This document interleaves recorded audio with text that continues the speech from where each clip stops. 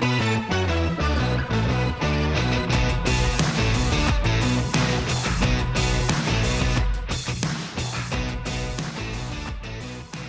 to episode 90 of the Hard Truth About B2B e-commerce. I'm your co-host, Isaiah Bollinger, and I'm back with Tim on at least a relatively sunny day for me. I don't know about you guys, but it's like finally not dark outside. But It's beautiful, actually. I mean, it's a little cool, but it's beautiful for recording in February. I'm pretty amazed. And so, hey, everyone, Timothy Peterson back. I am so happy to be here. I want to just make sure that we do continue our tradition of giving some shout outs to listeners and viewers of our podcast.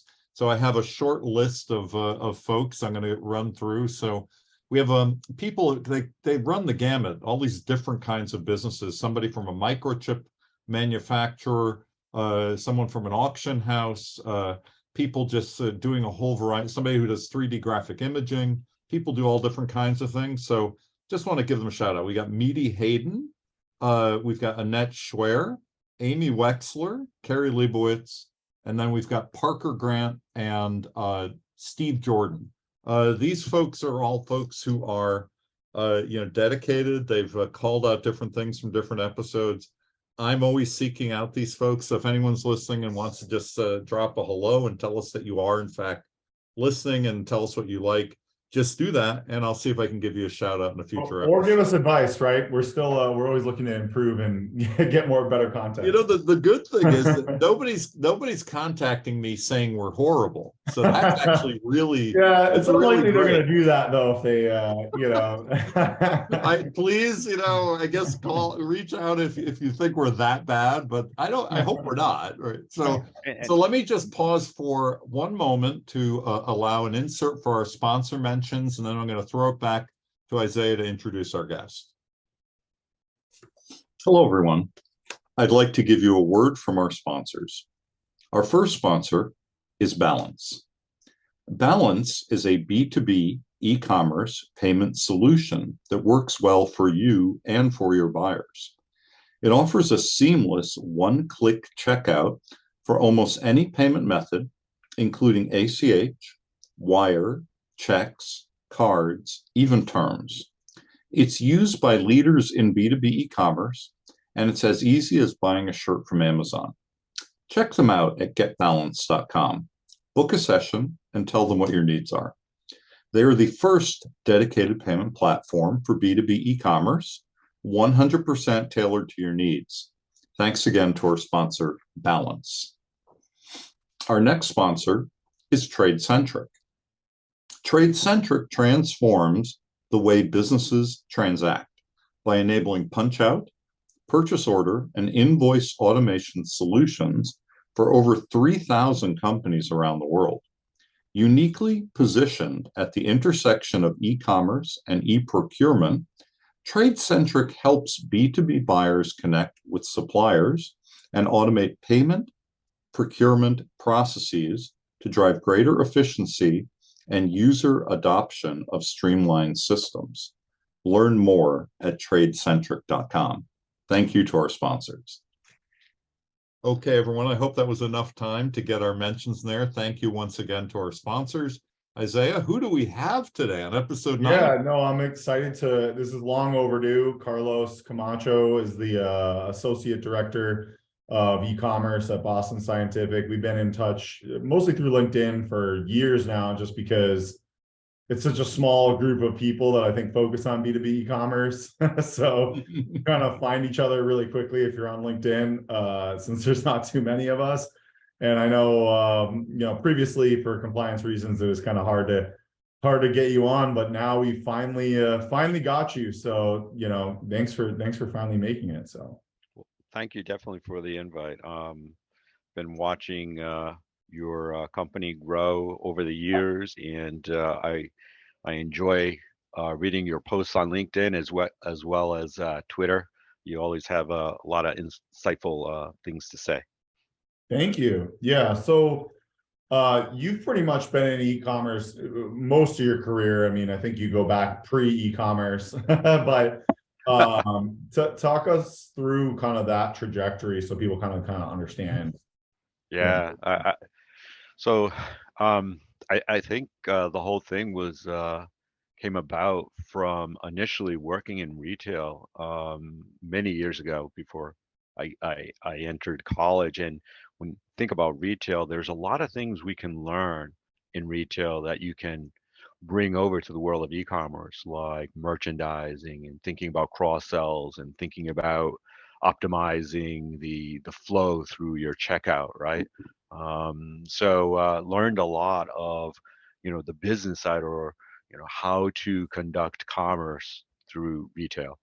Eventually, I ended up in Japan, and I was living there for about 14 years. Was doing a lot of marketing there, marketing research. Eventually, the internet caught on. That's how dating myself now. Internet caught on and started getting into web design, digital design. Eventually came back to the States and thought, okay, what do I do with myself? And landed at a company that was a traditional catalog company. So, every month they would produce a 2-inch thick catalog with the prices and the products, and send that across to their customers. Very expensive, right? And by the time you've printed it, probably the prices were no longer valid. And so they were trying to remake themselves into e-commerce. And so I worked there for about 8 years. It was mostly B2B. There was some elements, I would say, to B2C, which I think is good to get that foundation out of the way, in terms of like doing email marketing or email automation, and so forth. So from there, I just kept on, going to the next level, basically just managing larger e-commerce stores or more e-commerce properties, or having more people report to me. Ended up going into the medical distribution field for a while, building a lot of functionality around a medical distributor's website. Then found myself on the other side of the fence, as I say, working for a manufacturer that had global products and consumable products and capital equipment as well that they sold. Ended up coming back to my home state of Connecticut, working for a distributor yet again. And now I'm back on the other side of the fence, working for a manufacturer of medical devices. Can you tell us a little bit about this? Sorry, we went at the same time. I think we probably have a million questions, but can you tell us, Sure. You said you kind of went up levels. What was like kind of the largest scale, or I know maybe you can't get too specific, but Sure. are we talking hundreds of millions or even billions online, or what would you say? Hundreds. I would say it's probably like in the hundreds of millions. Okay. Okay, going through the website, obviously potentially. Yeah, I've never. Yeah, it's interesting question that you ask, because I've never worked for a purely 100% e-commerce company. Channel. Yeah. Well, very few B2B e-commerce businesses are, right? Is 100%, or over on the B2C side, of course. Yeah. Yeah. So yeah, I've always had to, have some kind of balance with the traditional sales channel at the company that I've been at. And typically that's, your field sales or your inside sales folks, trying to convince them that I wasn't there to take their place. Yeah, well, yeah, we can get into that, but what would you say is the typical mix? So if they're doing hundreds of millions, that's still only 10% or 20%? Yeah, it can range from 10 to 30%. Okay. Yeah, I mean, what I was just going to make an observation. Your current company, Boston Scientific, has actually been a client of mine twice, but back when they were primarily a catalog business, so so I was working on like list optimization for them and data cleansing, right? And also list. Yeah, it goes back quite a while, early 2000s really, but it was a really significant business. But they wanted to figure out what to do online, and I'm not sure exactly when that happened. So I was going to ask you, like, do you know when those decisions were made and kind of how? I don't, unfortunately. Internally? Yeah, it's a great question. I happen not to know, because I'm recent hierarchy at the company. My take on it, and the reason I was bringing it up is that, like a lot of other folks in B2B, they waited a while, for whatever reason. They were doing quite Right. well. It's not as if they weren't making money, but whereas a lot of B2C players leapt, in that .com boom, and right after, Yeah. B2B didn't. It took a Right. while longer for a lot of folks in that space. Yeah, as I say, I can't so speak for my current employer, but I would agree with what you said, that a lot of B2B companies kind of, some are behind the curve in their digital transformation. Some are a little bit more aggressive. Often what I experience is that when they looked at the B2B e-commerce channel, they thought of it more of how can we get incremental sales. So the focus was really on incremental sales rather than the other benefits that e-commerce or digital marketing can bring to the org. So I have so many questions because you have so much experience in this on the merchant side, but what do you think is the difference between the companies doing 10 to 30%, which is a pretty big delta, right? Do you think that they're more mature and the 30% is because they're better at it, or the products they're selling, or the culture? Or what do you think is like the difference? I have a follow-up to that, but let's start there. Me too. There's a lot of, I would say there are a lot of changes. A couple, I would say off the top of my mind, off my top of my head.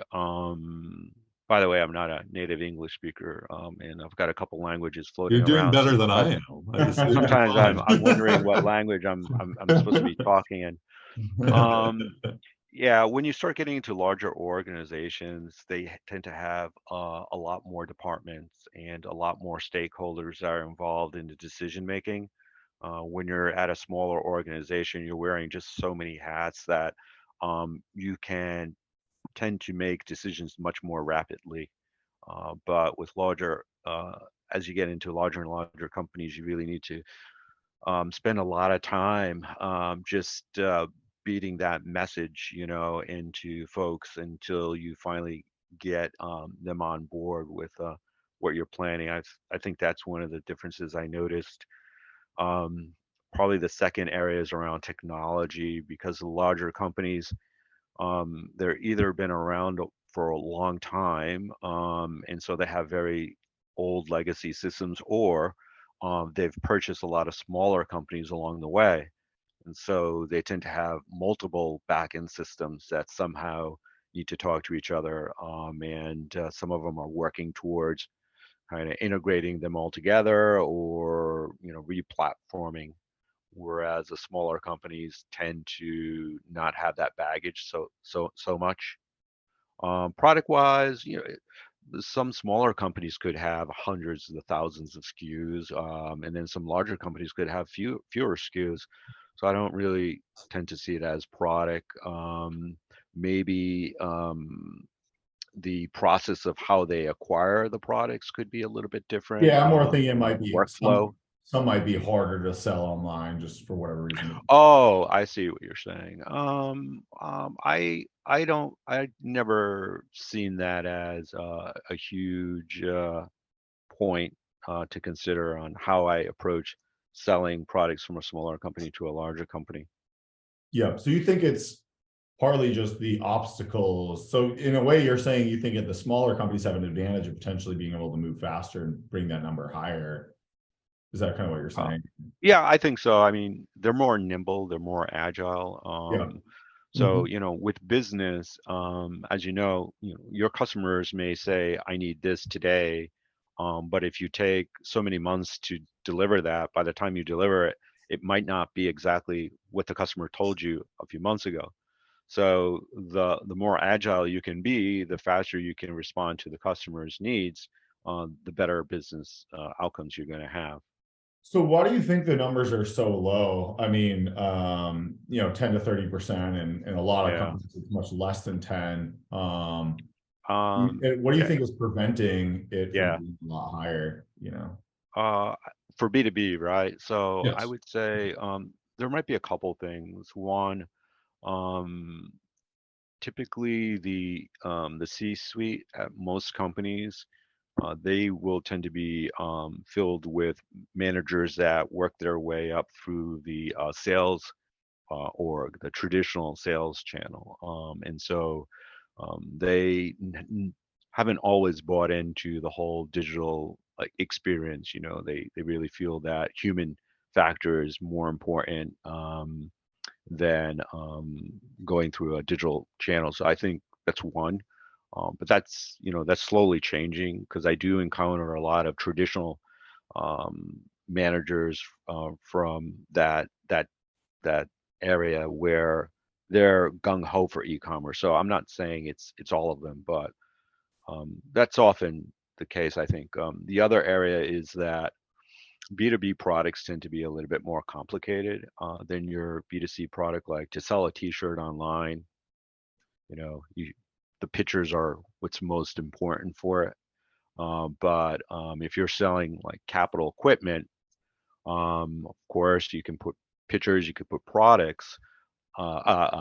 pictures and product information, but and you could put some configurators on your site to help the customer kind of go through a guided selling process to kind of qualify themselves to figure out what they need. But um, very often they actually do need an expertise to be able to Yeah, in terms of explain the to them exactly application, what they need. Yeah. the So application. I would say that might be an impediment. And then, yeah, in terms of how they sell, a lot of these larger companies, they will either use a field sales or more often than not, distributors. And so if you are thinking about doing e-commerce, then you have to figure out where does your distributor network fit in all of that. So do you bring them along with you, or do you start to slowly reduce your need for distributors? So that comes into play. I mean, one of the things I would bring up too that's a consideration is that companies that survey their customers and have customer panels or client panels often move faster, Yeah, in this regard, right? They're moving from that 10%. voice of the customer. Yeah, it's all voice of the customer. So really, in a sense, why do you think there are companies that don't listen to their customers as much as they should? That's sort of the reason, the Yeah, reasoning here, because there are companies at 10%, and they could be there for yeah, a whole bunch of reasons. But it's also very clear that customers and clients are demanding, certain things happen. Why yeah. aren't they Well, happening? you know, I I don't think you'll ever interview a company that says we don't listen to our customers. Everyone says they listen to their They customers, say but what that. they say that They say that that. that's the key. They say that, but sometimes at larger organizations, what happens is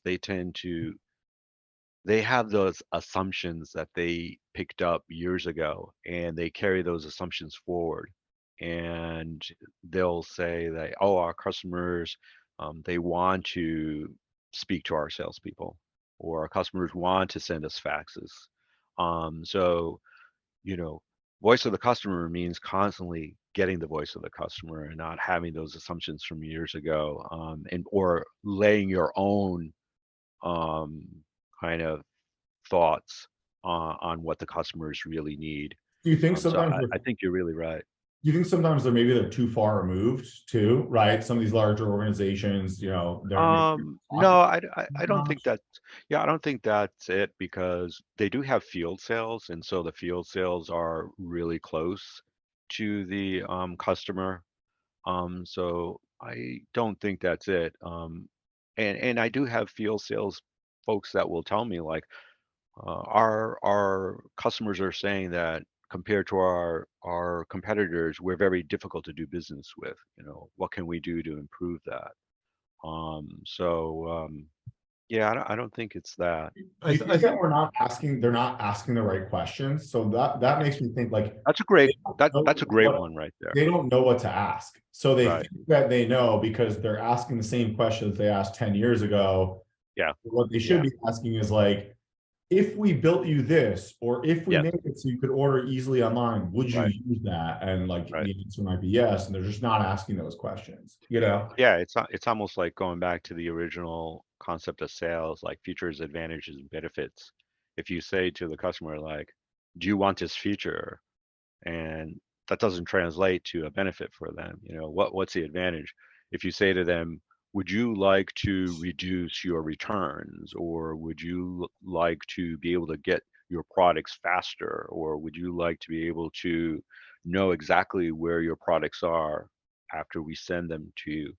The answers will be yes, usually, to those. But if you Yeah, if say, you do have you one want place you can e-commerce? log in. Yeah, one Yeah, place what to does that? log in to see everything, you know? Exactly. Yeah. I Yeah. mean, there's a two-pronged approach that I've seen working, recently. It's Mhm. kind of interesting. It's essentially where, you're working very closely with the sales team, however that sales team is configured. You're working very closely with them, trying to do things for them to make sales Mhm. easier, right? And when Yeah. you're positioning it in Right. that particular way, they're like, well, it would be easier if I could do things through my phone when I'm with a client, when I do X, right? And so that usually is, one whole set of things that works. And the second thing is I found that when you ask B2B clients what their favorite B2C experiences are, they Mhm. often say, well, I wish I could do that here, but that's what B2C does, right? It's Right. fascinating how the conversations move then, because, Mhm. you're giving something to sales and you're replicating experiences that people that are positive in the Mm. B2C world. And it can I all think a go lot of wrong. people, yeah, the reason they're not asking the questions because they don't even know it's possible or it's in the realm of possibility. They maybe think it's too advanced for them because they don't have Mhm. like Amazon budget. Mm-hmm. But like you said, I mean, we spoke offline before the podcast with tools like, Shopify, BigCommerce, Magento, you have iPad Mm-hmm. integration platforms. Mm. A lot of this technology is, it's not necessarily cheap, but Right. it's reasonably affordable, I think, for Absolutely. most organizations, or at least there's a stepping stone path for Yeah. most people to start to move in this direction. To me, it's a revolution. It's like the revolution of desktop publishing. When Yeah. Apple started pushing desktop publishing, it gave the power into the hands of people to be able to, do things that only the very few could do in the past. Timothy, I really like that first point that you said about working with the customer there, and that's really about sales Mm-hmm. enablement, and that's Yeah. what I find at larger companies that smaller companies tend not to have. So they'll have an entire sales enablement team, or and sometimes that team could only be one person, but Yeah. it could be around the country. And so what happens is when you go to a new customer and the salesperson is talking about, okay, the reason why you should do business with us is because I'm going to get you this type of discount. Our products are great. We'll get you the products on time.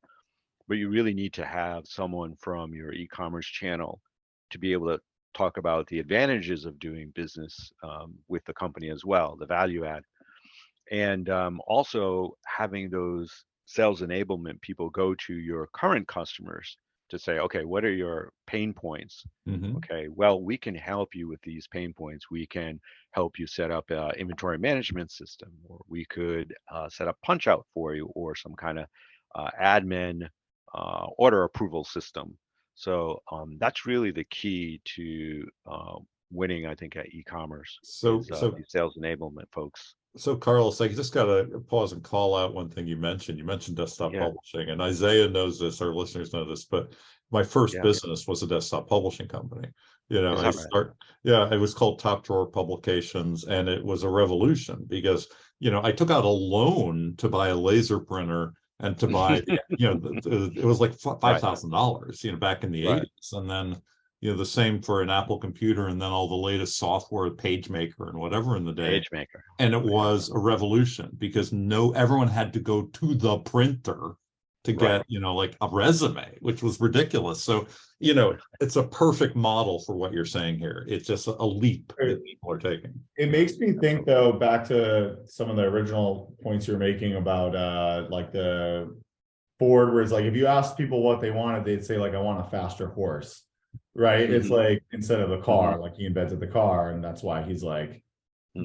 you have to. And I feel like that's what's happening in B2B commerce. They're like, well, we talk to our customers, they just want like a better fax machine or a better customer service on the call, or it's like, but really a lot of this stuff could be just so much more efficient and automated through the website, and through people. Yeah. The other topic I think about is when we think about voice of the customer, we think about customer experience, and there are companies that talk a lot about customer experience. We need to improve our customer experience. Um, but it's often difficult to kind of quantify, okay, if we spend this amount of money on improving our customer experience, what does that translate? Is that going to translate into sales? Does that translate into this or that?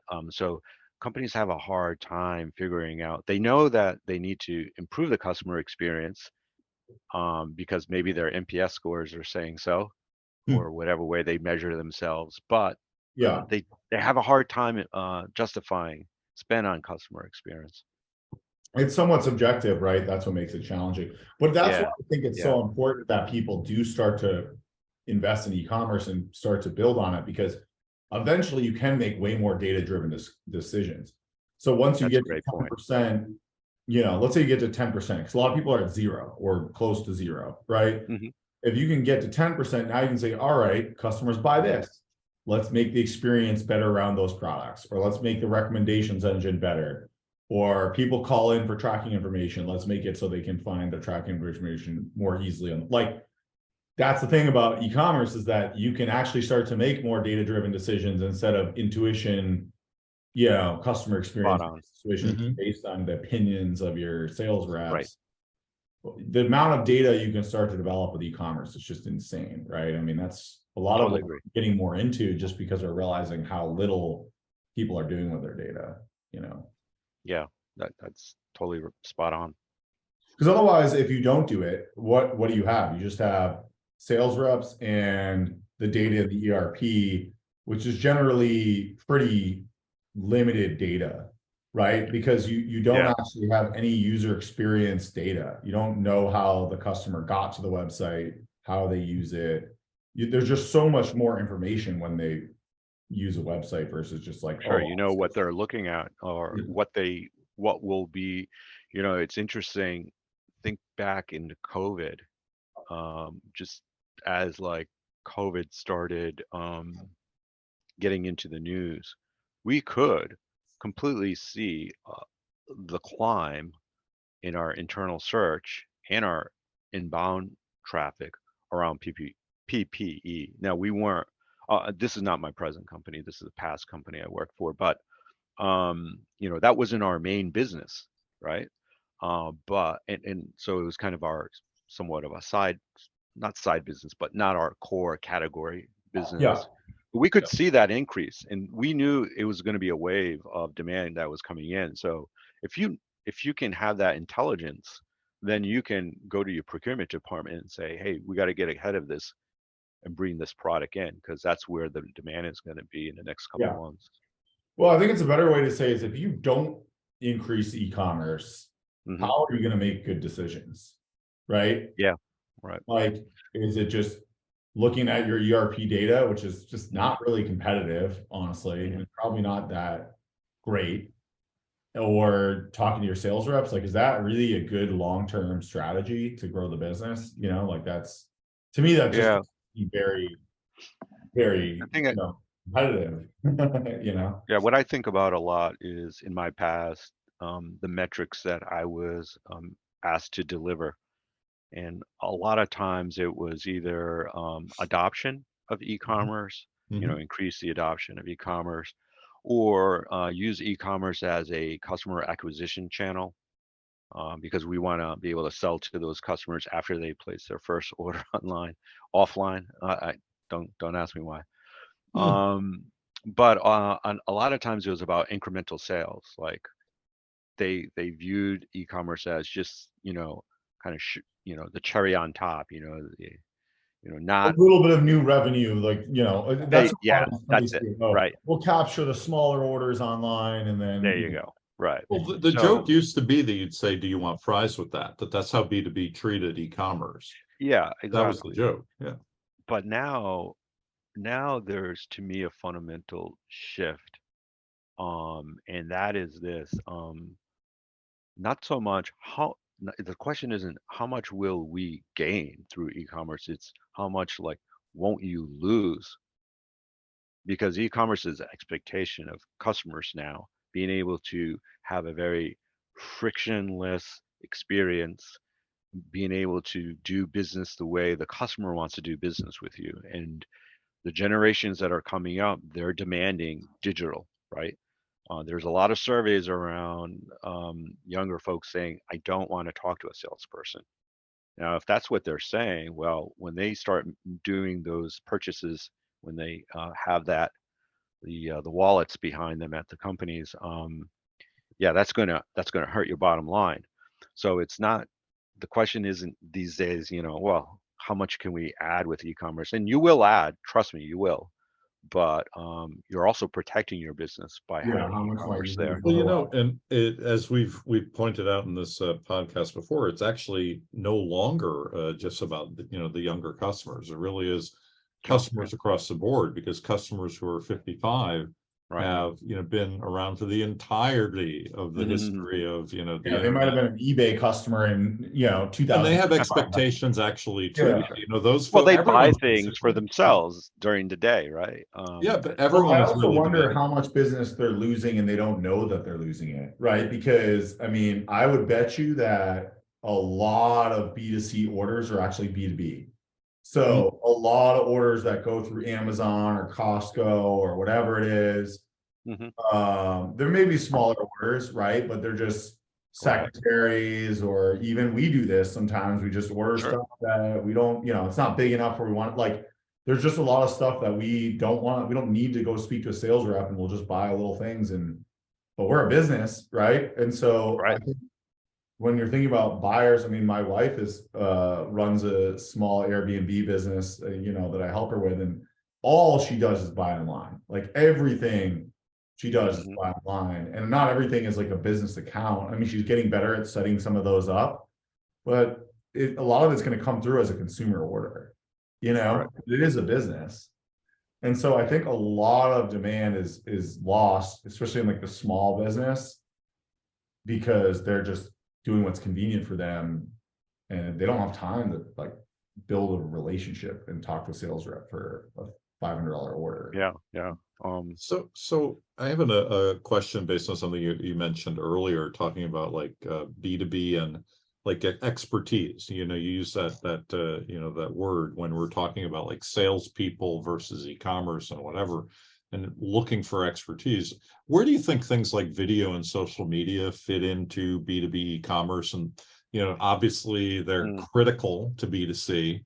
And Right. I think they're also critical, but maybe not as used, or maybe they're misused in B2B. What do you think about stuff like that? Hmm. Yeah, I think they have their place for sure. I would not ignore them. You definitely want to have measurement around them to see how effective they are for your particular business. Um, in the industries that I've been in, I wouldn't say so much that the social media is driving the um, customers to come to my site to be able to add something to the car and check out.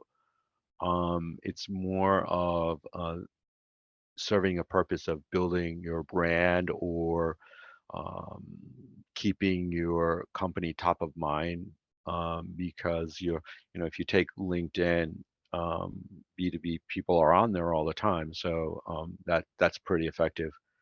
I don't know if some of the other social media networks out there are as effective for B2B in the space that I'm in.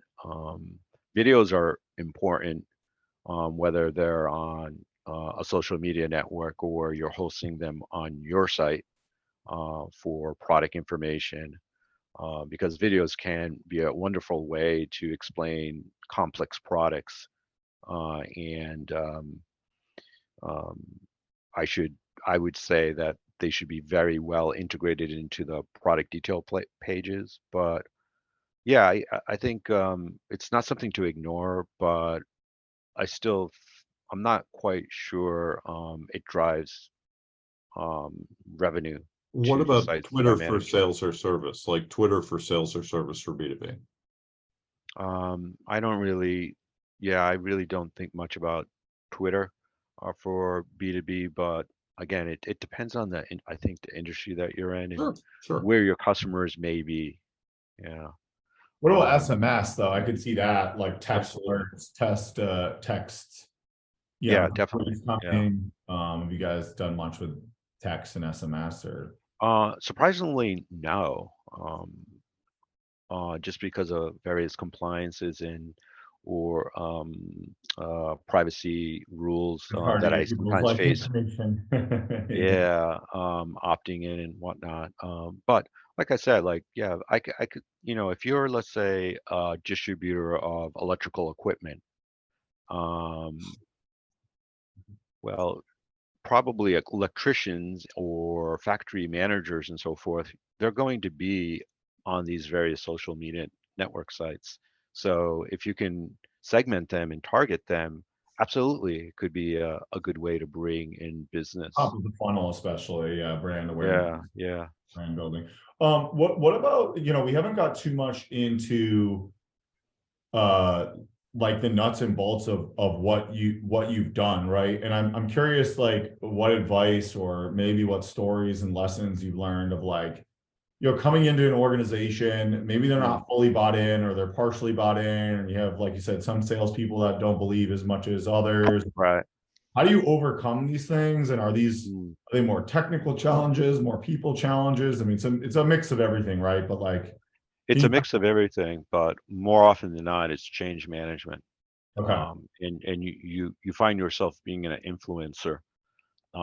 So usually the technology is not the hard part because you, you should have good technology partners within your company, or you can hire Isaiah and yeah. he'll take care of the technology Well, for when you. you Hire say that, Isaiah. I think it's also that what we find is that they're not willing to change to make e-commerce. So on our side, what we find Mm, often is they're mm, not willing to change to make e-commerce easier.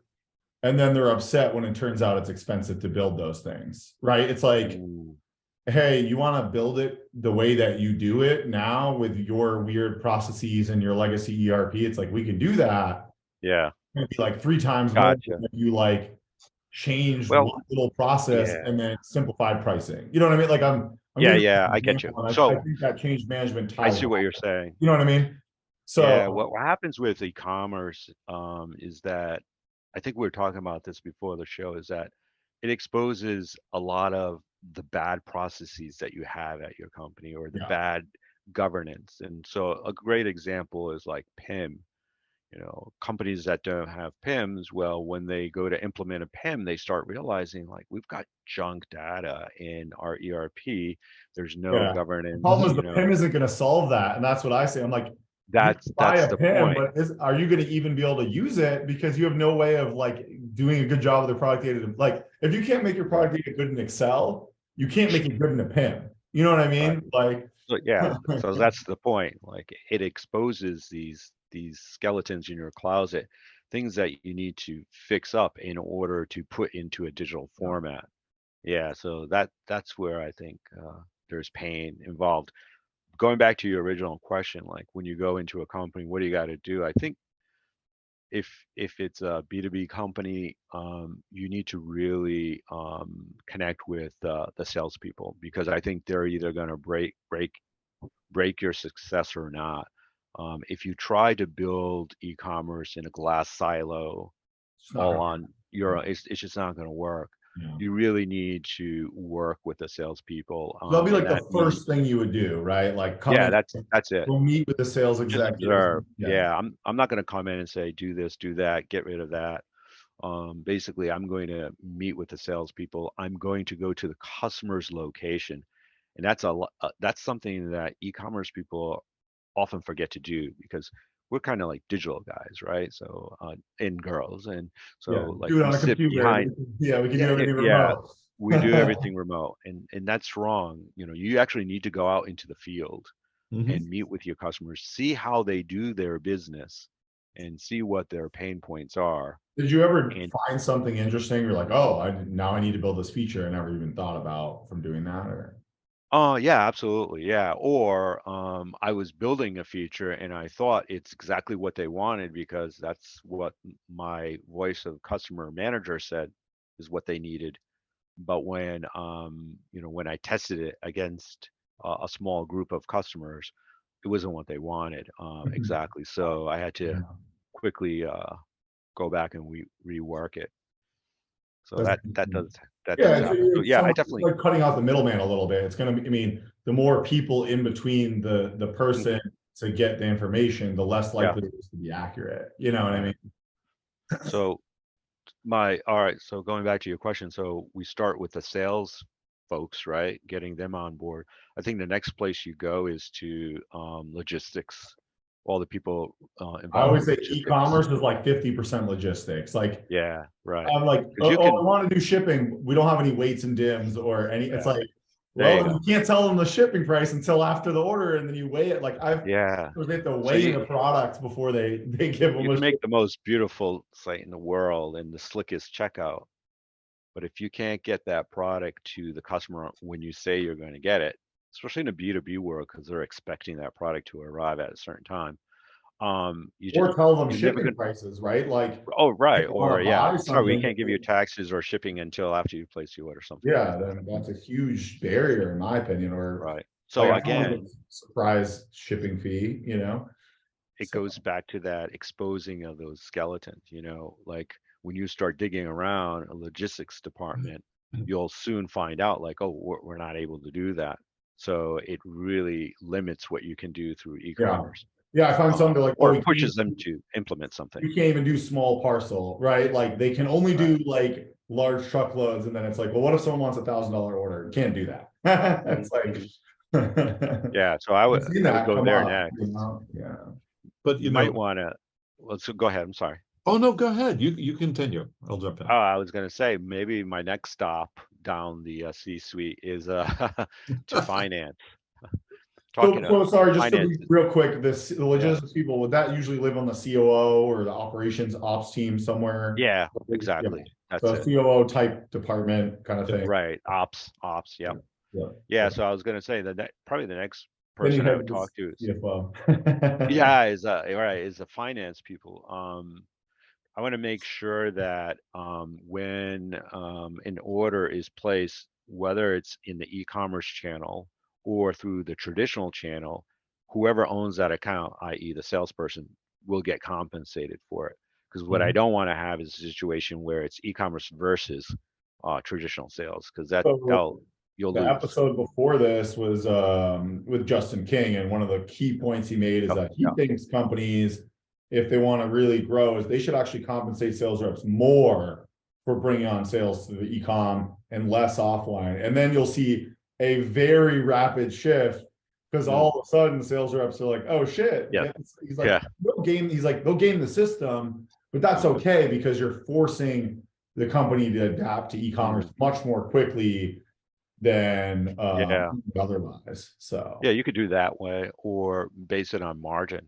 So if yeah, e-commerce gives a better margin, like it's a lower cost to do business channel, then they should be compensated for getting that. higher commission. Yeah, Oh yeah, yeah, I mean it's a classic trick in a way. Like as a consultant, I've gone in and I'll say, well, tell me the margins, for the Mhm. distributors versus this. And then I wait, then they present it. It's like, oh, isn't it interesting that you're getting a better margin over here, but you're not investing as much over here? And it's that's funny. fascinating how quickly things will Um, change.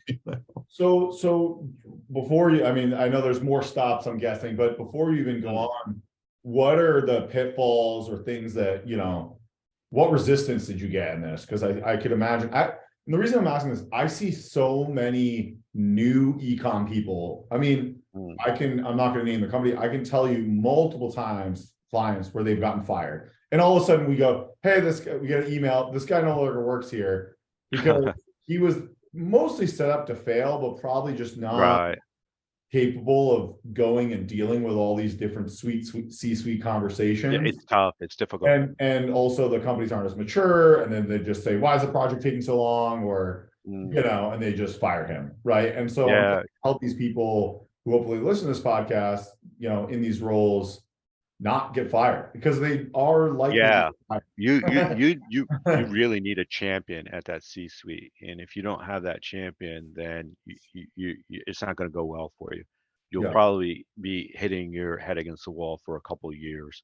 You'll yeah, be yeah, I think that's the key point right there is having someone at the level of all the decision makers at the company really being that champion, yeah, who has your back, who understands, who sets the expectation like, okay, these are the KPIs that we're going to judge you against, and they're going to be fair KPIs, and they're going to make sure. sense, those KPIs, not like, okay, your main KPI is going to be your conversion rate. That's it.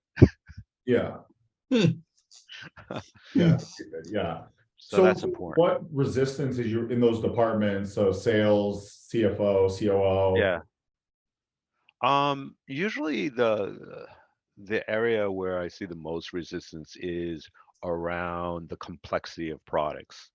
So it kind of goes back to, I think you're saying like e-commerce is great for the laundry list, the inexpensive things, the consumables. Let's sell all of Yeah, that small on parcel stuff. e-commerce, Yeah, right? But it's really not meant for the complicated capital equipment.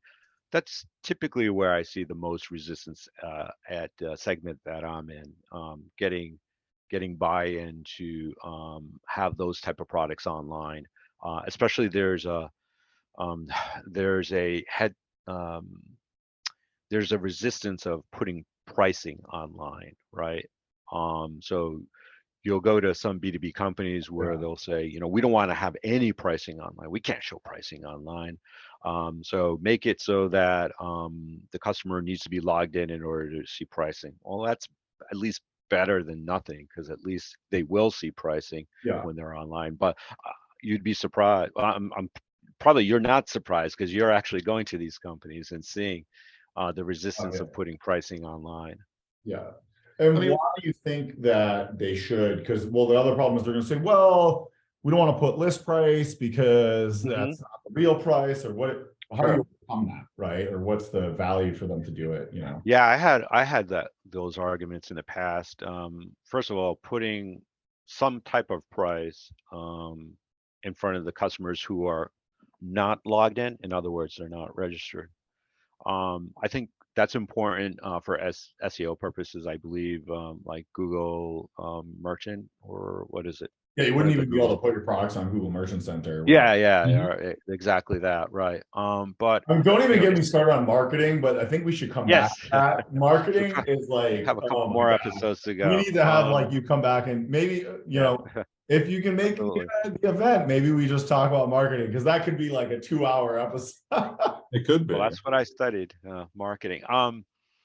But what were you saying about the pricing? Yeah, so it sets some kind of expectation, but the key is how you message it. Because if you just put a list price, they're probably going to see another price that's lower, right? So you need to message like, sign in for your contract pricing. Yeah, or And tiered now you pricing or and tiered pricing. yeah, Yeah, have some tier discounts. yeah, That's awesome. I love that.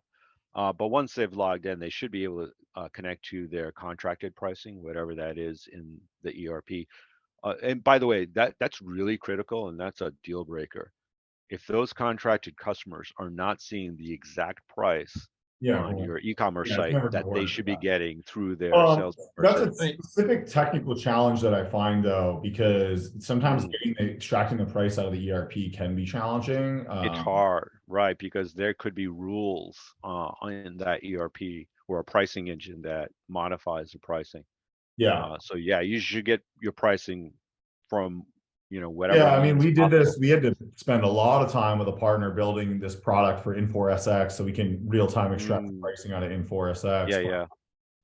to I do mean, that is not easy, right? I spent a lot Hmm. of engineering manpower to build that for Oh, just one sure. Yeah, specific ERP. yeah, yeah, yeah. I believe it. yeah, one thing I would add to this too is, Mm, we've talked here and before about tier pricing, and I think that there is really a move in B2B to, to mm, having, just formulaic pricing that's fair, because I think right. one of the other things that B2B consumers have brought up, your clients have brought up, is that it's really not fair to have, secret pricing all over the place. It's because you're my pal and you're this and you're that. Right. And that's one of the reasons a lot of people hate, quote unquote, certain relationships that they've had, or distributors or salespeople, because they feel like there's some sort of velvet rope that they have to get past. If you're democratizing the process Sure. through, all of the things that we're talking about here, they know they're going to have to pay a lot of money. And a clear example is a lighting company that I worked with, where they did put forms online for people to basically configure very large orders for facilities or for municipalities or whatever. And then they would see, it's like, okay, if I'm ordering 6,000 of this light bulb, which is a completely legitimate number for a building, right? Then it's going to be this pricing. And that they were assured that was the pricing across the board for anyone ordering that quantity. They're like, okay, great. Now I know what I'm working with. Right. What I find is that a lot of people are just so scared that if you do this, even with the logged in pricing, or make it more accessible, that people are going to steal the pricing, or competitors are going to access. I love that excuse. Yeah, it's an excuse. It's not a reason. It's an excuse, not a reason. Excuse we hear a lot in certain industries. Well, think about it. Like when I hear that excuse, the customer has probably shopped, so the customer already knows. Of course. It's kind of a stupid excuse, right? Because you're like, really think they're not going to be able to find pricing elsewhere? Like, it seems like a pretty poor way of, and well, they're worried their competitors are going to somehow get access to it, but it's like, but you should not just be competing on pricing alone, though. So don't be hung up on that. There should be other factors that go into your e-commerce site that are convincing people to buy from you beyond that price. There have to be unique products, proprietary services, different things that you're doing. Can you fulfill the product? The heart of the whole value proposition. It can't just be like, it's the price of this versus this. It can't. Otherwise, then you're basically business to consumer, model, right? Then you're basically Walmart, right? Like at that point, Totally. It reminds me of the days back when I was in retail. There would be this store down the road from me, and they would beat us up on price all the time. And customer would say, I could get it cheaper down the road. And my first question is, do they have it in stock? Well, no, I mean, they'd be able to get it in 2 months from now. It's like, I have it in stock right now. So there's a reason why that price is so low. Because they're saying it's low in the future. It's like, which is not a guarantee, by the way, right? Like, right. So that's really funny. We can get it cheaper, maybe in the future.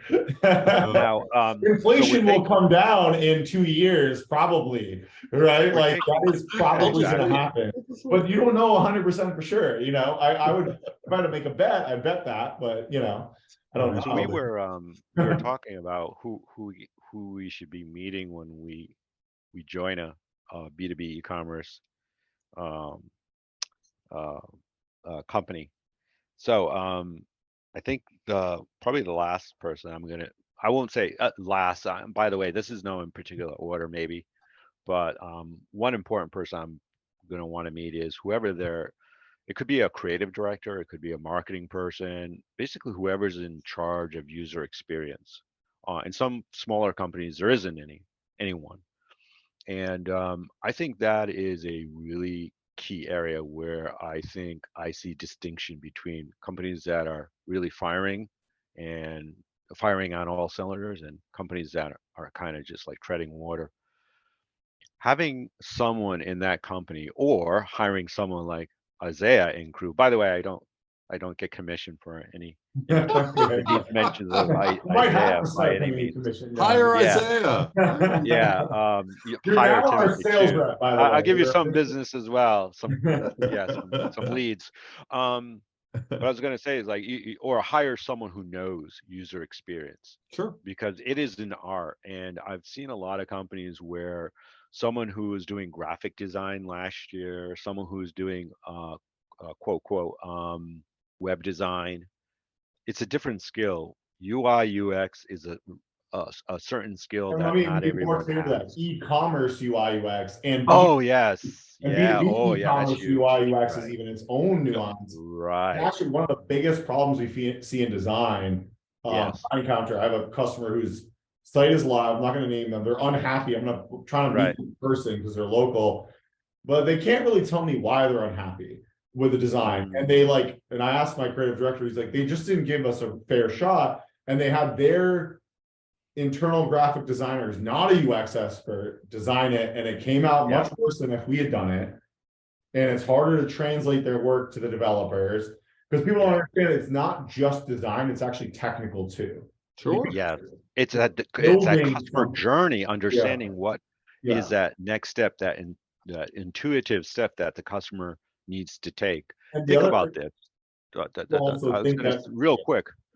So when you're selling to someone in B2B, you're selling to someone who's buying something because that's their job or that's their company, right? It's not like you're selling a t-shirt. They're buying it because it looks good, right? So, their job, let's say, if they're typically a purchasing agent at the company, right? That's all they do all day. They just go to these sites or whatever, yeah, and they're buying products. Mhm. You have to make it as easy as possible for them, and they will gravitate towards the sites that make it as easy as possible for them to get their job done. They want to go home by 5 o'clock to see their kids. Your site is slow, not yeah, it intuitive. doesn't need to be like this flashy brand experience, right? And that's what Exactly. another thing that I've seen go wrong is that companies will spend way too much time and effort on Right. this like flashy brand experience. Not that there's not importance to some of that. Yeah.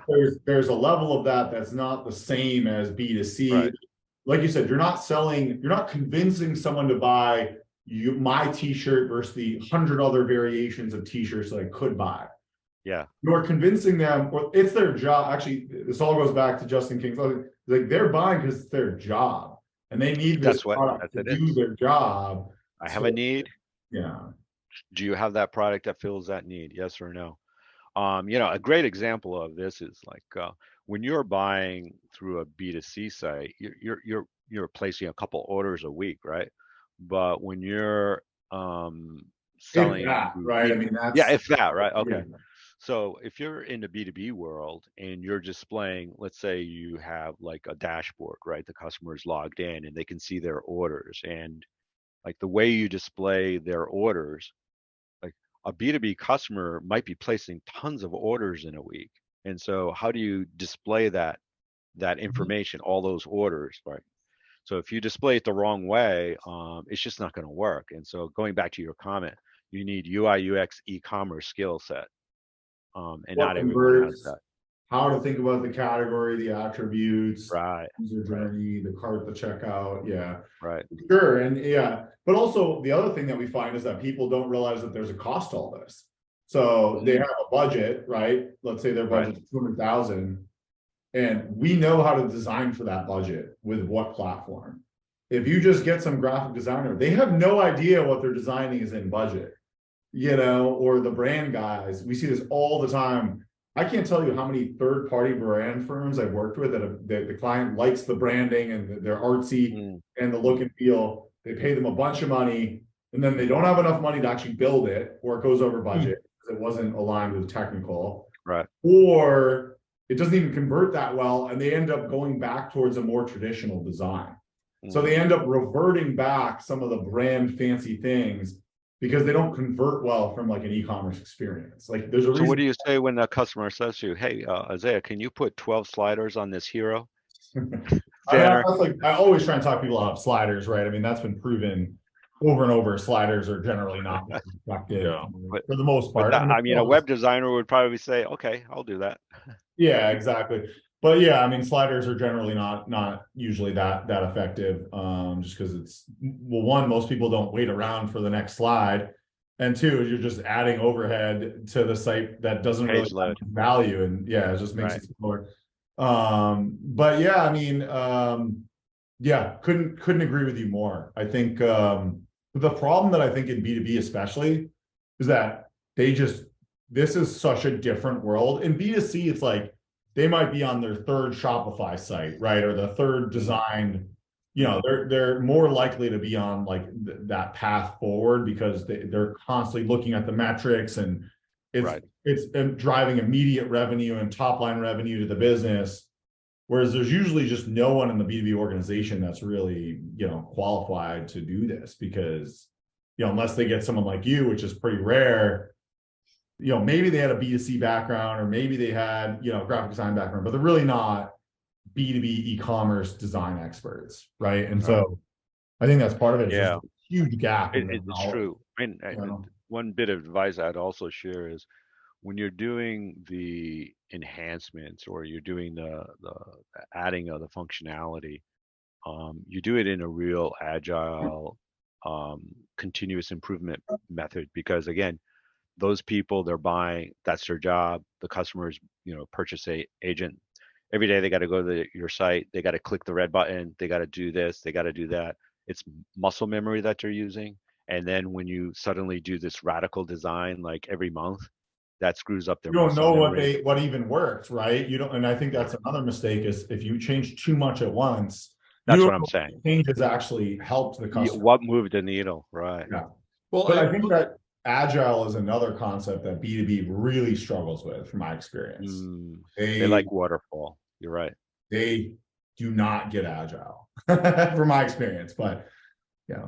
What I was gonna add to that, Carlos, is that the one thing I've seen recently too is that a lot of B2B e-commerce businesses are learning from, you know, like B2B SaaS, which is kind of interesting. So e-commerce is learning from SaaS, where, you know, in SaaS, in a sense, you have these dashboards that are highly configurable, and you know, you can look at things in all sorts of different ways. And if you're adding that kind of functionality or that kind of viewpoint to clients on the client portal portion, let's say, of a B2B e-commerce site, they're thrilled, right? Because they're already familiar with that experience, you know, and whatever other tools that they might be using.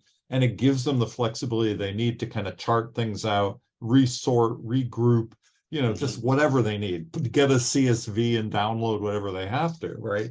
It just makes perfect sense, and it's easy. That's the thing that's really weird too, is that people forget how easy it is because the tech already exists. Yeah, that's a good point. By the way, we in our tour of the company, we missed did we miss the procurement department? Because, and of course it depends on what company you're talking about, but the procurement department is typically where I'm finding they're holding on to the product information. They're bringing in the products and they're putting those into the ERP. So that conversations are really important. And I've been on the manufacturer side where I was surprised that the product information is just so poor. I mean, we're actually building the products, not present company, past companies, but we don't, like, how do we even market our own products if we don't have you know, if the information is that bad, how do you? We need to talk about marketing, because like I said, I think marketing is like a whole episode, and not something we've spent as much time as I'd like on the 90 episodes that we have so far. And I'm a marketer too. I'm a marketer too. We're all marketers. But it's funny because like I've been in some jobs where I've been so focused on building the table stakes of the platform, integrating things behind the hood, you know, underneath the hood, you know, figuring things out. And you spend so much of that you realize, like, actually, I'm not doing any of the marketing side of e-commerce. And that's a huge missed opportunity. Well, I think there's got to be a balance there. I think that it is two different jobs, right? I think that it is so much work to do on the operational, just like I would call it more like what's the word? You already used it. The adoption, like just trying to get, like, let's say getting existing customers adopted. That is a lot of work, right? We're talking about the pricing integration, ERP, like all the things you mentioned, but that's not even necessarily marketing, right? Like getting existing customers adopted doesn't really have much to do with, or has some, right? There's overlap. But it does. I mean, it can overlap. But it should work in unison. But marketing, I'd say, is its own job. The other thing I see that I think with B2B is they're not really usually that great at marketing because it's been so sales driven, right? It's been so they've been historically such account-based marketers going door to door or cold calling, that's how they've built their business, that they've never That's really right. great marketing. Yeah, it's a great point. It's a really great point because if you already if a customer's already on a contract price, right? And typically, like in B2C world, you can send out e-blasts all day long. Here's some promos. Here's a Yeah. discount. Buy two, get three. Spend Yeah. over $200, get discount. There's 1,000 different promotions that we're going to be able to talk to about in our future marketing-centric e-commerce podcast, right? But when you get a B2B, like you can't touch the pricing. So You can't like blast promos once a week, right? Like no, you you can't, can't. yeah, because their margin, especially if you're a distributor, you don't have 30% margin to give away or 20, you know what I mean? Like your margin might only be 20%, Hmm. So I mean, especially in the distributor space, it's like very hard. I mean, I think in the marketing, it's a different world. I think there's actually a ton of opportunity in Google Shopping, to your point. I think if I was a B2B company, I've done this. I've gotten insane results on Google Shopping and Facebook ads, and actually much higher than B2C because the competition's so low. All right, that's a I'm great selling point. tool XYZ. Yeah. I get, if I have 100,000 SKUs on Google Shopping, I might only have a handful of legitimate competitors that are maybe not even legit companies. They might be some shady ass, crappy companies that you're competing against because most of the other legit companies are too scared to put their stuff on Google Shopping. Right. Yeah. So I've actually seen higher ROI on Google Shopping with B2B than I have in B2C actually.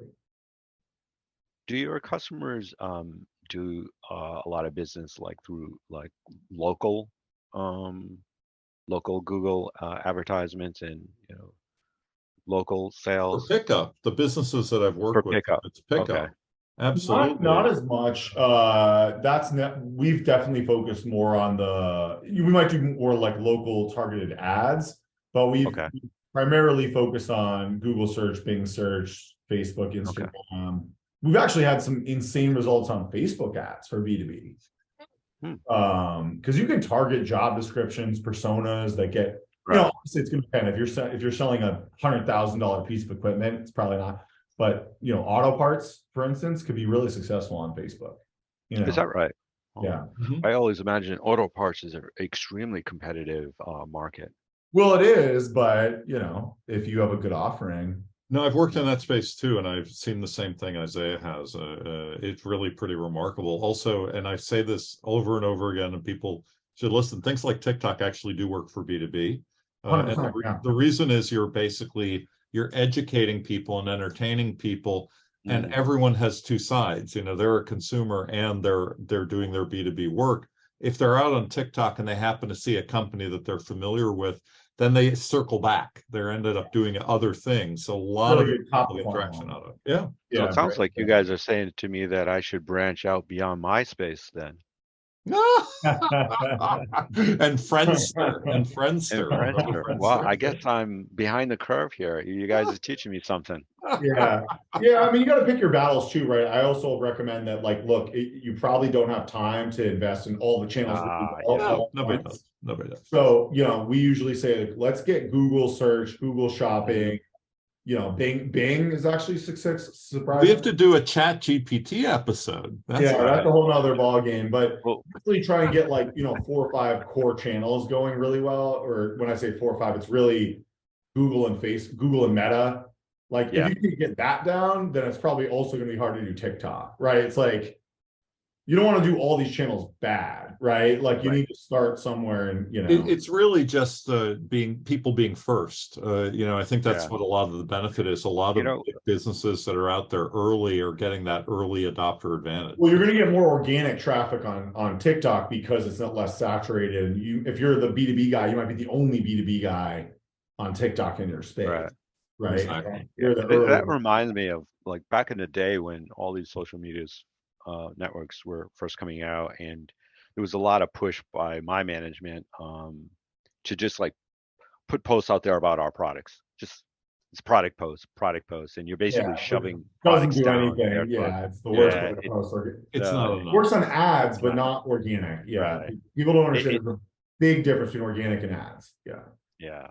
We should solution type things probably are great. come to a close shortly, because I know that we both Yeah. two of us have. Oh yeah. Clearly, we right. need a marketing. It's very obvious we need to have a marketing episode. I think we do. I That's think we do. Okay, guys. so we didn't get to the CMO, right? We talked about the COO, the CMO. Yes. Then we'll have the next episode of the marketing executive piece that I think that's a good plan. I think it's a good That's a great plan. Great plan. It's been a huge pleasure. I've really enjoyed myself, and I really appreciate this opportunity to come on board and speak to you and your listeners. Carlos Camacho, can our listeners and viewers find you on LinkedIn or elsewhere? They can find me on LinkedIn and elsewhere. They can also find me often at the B2B online e-commerce conference, which Right. I'm an advisor of, and they're held in Chicago and also in Florida every year. I'll definitely be there this year, so I will. Oh, excellent! Great. When's the next one? When's the next one? It should be in May, I want to say. Excellent. It's usually in the springtime in Chicago. Yeah, it's fantastic because they bring together distributors and manufacturers that are just solely focused on B2B e-commerce. Is this Digital Commerce 360 doing that conference? No, it's not. It's the a other different. one. Yeah, it's a different one. It's the, Okay, it's got the it. other one. Got it. The other one. There's so many. There's so many now. Go to them all. All right. This is great. Well, thank you so much, Isaiah. Any last Thank words? you both. Yeah. No, I mean, I really think there's just so much to talk about on the marketing side, and that's a Yeah, whole we scratched the value surface. chain. Yeah. Yeah, to your point, it's so understood, misunderstood, right? It's just, yeah, there's too much to talk about in this, so we'll get back to it, and we'll have you back. I can't wait. Yeah, and to trigger emails next time. We could probably just spend the whole episode on just email, but Yes, that's right. There you go. My favorite topic. Thanks, All right, guys. Carlos. Have a great day. Thank you. Take care. Cheers. Bye.